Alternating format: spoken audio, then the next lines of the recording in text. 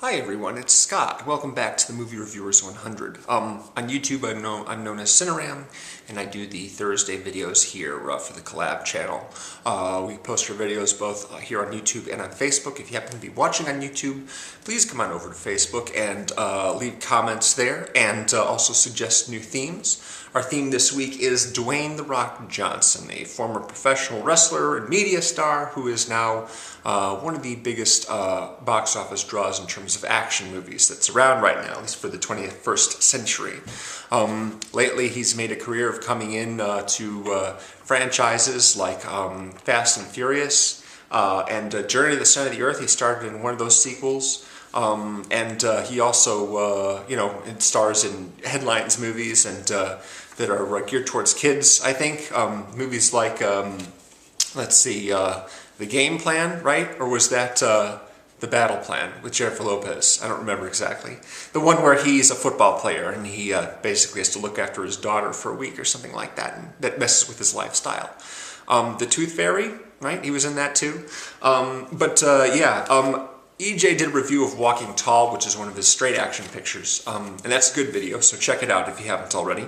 EJ's video, I mean, yeah. I was originally interested in doing a film that he was in called Be Cool. He wasn't the main character, he was a supporting character, it had come out years ago and didn't get terrific reviews or anything like that, but a lot of people said he was really good in the movie, probably the best thing in it. Plus, John Travolta gets reunited with Uma Thurman in that movie. Of course, they starred in Pulp Fiction together. That's actually a sequel to Get Shorty, once again, Travolta's playing Chili Palmer. But unfortunately, I wasn't able to pick that one up, so instead I got a movie called Empire State. This is a movie that came out just a few years ago.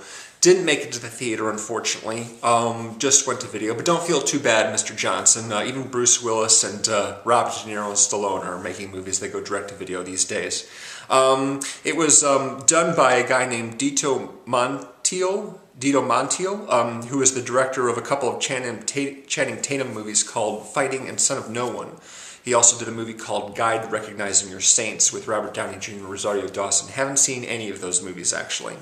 I looked at the IMDb page for the film and saw that it's co-starred Liam Hemsworth, who, of course, is the brother of Chris Hemsworth, and he is one of the stars of The Hunger Games, and Emma Watson, who, of course, is... Emma Roberts, excuse me, Julia Roberts' niece. As it turns out... although she gets like second billing in the movie, she's only in 4 scenes. Her character isn't nearly as important as the star billing would lead you to believe. Basically, she plays a waitress who's friends with the Liam Hemsworth character, Chris. Ironically, Liam's character's name is Chris. It's funny. Yeah, she's not even his girlfriend in the movie. She's just someone that he knows, and she just has a few scenes. She's also like his neighbor, I think. She lives pretty close to him. Dwayne Johnson, aka The Rock, plays a guy named Detective Ransome, Ransome with an E. And this reminded me, of course, of a novel that I read back in the 90s called Vertical Run, in which an executive is suddenly being hunted for no particular reason by a special forces agent named Ransome. At the time I thought, gee, they should get Kevin Spacey and like Tom Sizemore to play these parts if they make it into a movie, but they never did. It's kind of like Die Hard, actually. It all takes place in one single skyscraper.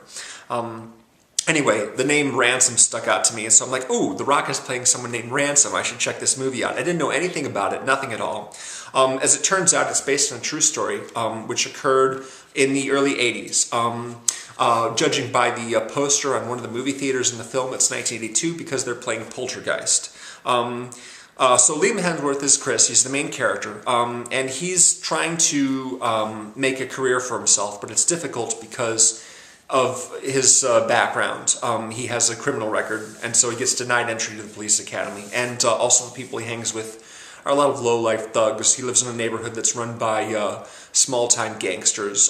They're not Italian. I think they're Lithuanian, but I couldn't be sure of that. His father, played by Paul Ben Victor, he's a character actor who's been in tons of interesting films. He was one of the Italian gangsters working for Christopher Walken in True Romance. And he also had a fairly big part in the Jean-Claude Van Van Damme movie Maximum Risk from the 90s. He's, you know, he pops up here and there and everywhere. He's got a very distinctive face. Kind of looks a little like, who am I thinking of? It doesn't matter. Anyway, this guy, Paul Ben-Victor, plays Chris's dad. And he works for some of these local gangsters as a janitor, and then they basically fire him and don't give him any severance pay or anything like that. They're real scum. So Chris, of course, is really angry about this. He's angry about his whole career situation. And he manages to get a job working for an armored car company, which is also run by some low-life characters that really don't take proper safety precautions and things like that. They basically pick up money from various businesses and they throw it all into this big room onto these wood, I forget the name of those pallets, right? Exactly, pallets, things that like forklifts pick up. And don't really keep an accurate count of it, just sort of laying around there. It's locked up. It's locked behind a gate and, you know, with a security code and everything like that. But really security is minimal there. Chris starts off as an armored car driver, basically. He's partnered up with a guy to pick up cash and then bring it, you know, back to the business where they work out of. But they get robbed on one of their runs, and his partner gets shot. And he really wasn't given a chance to do anything about it. So as the guys basically don't think that he's working for, don't think he's reliable, they say, okay, you're on nights now. You're going to be watching the security cameras here at the base. You're not going to be going on runs anymore. So it's just like, great, I've got demoted already. I only just started this job. And plus, this guy I really liked is dead. So he's sitting around there basically during the wee hours. Between 8 p.m. and some point in the morning, he's there all by himself. And when he tells his buddy Eddie about this, Eddie says, dude, we should totally rob the place if you're the only guy there. He's just like, no, we can't do that. Eddie is played by Michael Angarano. Sorry, I've seen him pop up at a few places. He was the main character in Sky High. He played Kurt Russell and Kelly Preston's son, and they're superheroes, so he goes to the high school for superhero kids. Bruce Willis and Mary Elizabeth Winstead are also in that movie. Ironically enough, he also was in Haywire, the Soderbergh film, playing a character named Scott. And he was in the TV series 24, also playing a character named Scott. I thought that was funny. Anyway, this guy is trouble. This character, Eddie, he is so much trouble. He is constantly messing up and just basically looking to cut corners and mooching off people and showing up late and constantly drunk or whatever, you know, and shooting his mouth off about all kinds of stuff. So when Chris makes a mistake of telling him a few details about this new job he has, Eddie goes to a couple of lowlifes and he knows who are dealers and working for, you know, the local Lithuanian boss. Excuse me, I shouldn't keep saying Lithuanian because I don't actually know who he is, what nationality he is. But anyway, they're not Italian. They're not Latino either. I just figured they're Lithuanian. Anyway, so getting back to the point, he talks to a couple of guys who are, and they come up with a plan to rob the place, and they go to Chris with it. And Chris is like, no, I'm not going to do this, man. I'm not going to do it. But eventually he looks at his father, who's sitting around on the couch all day long, and realizes his own career prospects are limited, so he's like, okay, fine, let's do it. So they put a plan into action, and there are, of course, lots of complications. Things go wrong. The detective, played by Dwayne Johnson, gets involved. And initially he thinks that Chris is a decent guy, you know, but then, of course, he begins to suspect that he did have something to do with the robbery, because being the only security guy there, it sure looks like an inside job if they knew enough to do this and not that when they perform the actual robbery. I don't know how much of the story is actually fictionalized. I'm guessing that the waitress character played by Emma Roberts is fictionalized, and maybe some of the other characters, and some of the events itself. But like I said, it's based on something that actually happened. And it is actually an infamous heist, because the thieves made off with somewhere in the neighborhood of, like, not quite $20 million, but close to it. You know, somewhere in the neighborhood of like between $15 and $18 million or so, which gets divided in the film between Chris and Eddie goes and does something stupid with it, and Chris tries to, you know, keep it. But yeah, like I was saying, Dwayne Johnson's an actor who isn't the main character in this, but he's got a pretty important part in it, and I like him generally. He seems like he'd be a really nice guy just to meet and know in person. So much so that I kind of am unconvinced when he's playing a tough guy a lot of the times.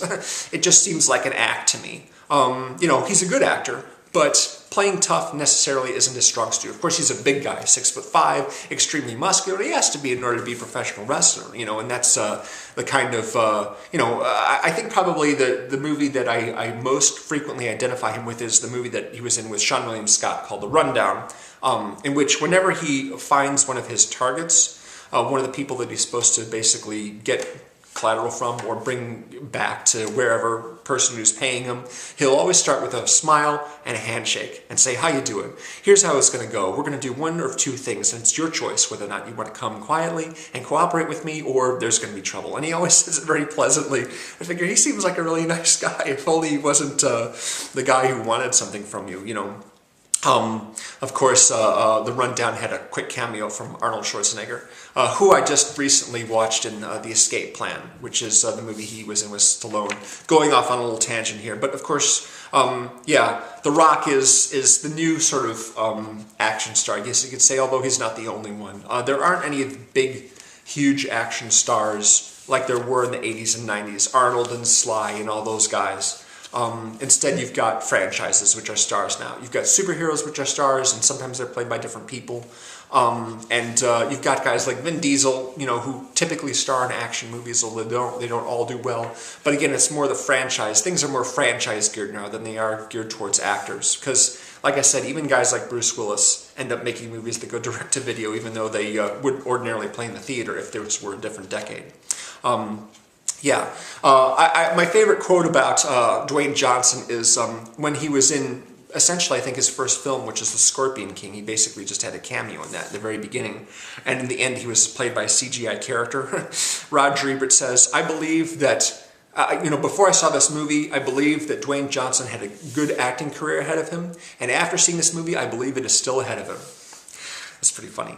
So yeah, thanks very much for watching. We've got a new theme starting tomorrow. Hope you'll tune in for that. It's a theme that I'm very excited about, a particular actor who's really great, and I've enjoyed for many, many years. So I hope you'll tune in for that. It would be Kevin Bacon. Yes, Mr. Kevin Bacon, Mr. 6 Degrees himself. We're going to be devoting a week of videos to his films, and there's of course lots to choose from because he's been in tons of movies since like the 80s.